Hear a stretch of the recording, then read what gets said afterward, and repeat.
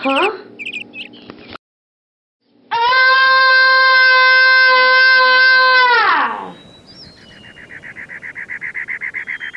Bata, tuwid ng buhok, maitim, kakaibang suot.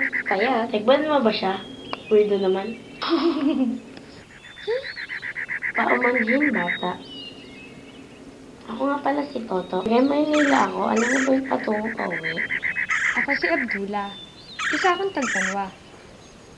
Tuwing nga pala ako nakatira, hihingi tayo ng tulong sa aking ina.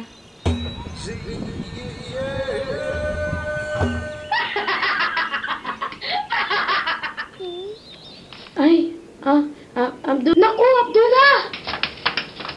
Tawarin mo na ako! Ha? Nako, tiyak na di sanay si Toto sa gubat. Ano yung apoy na yun? Nakakatakot naman.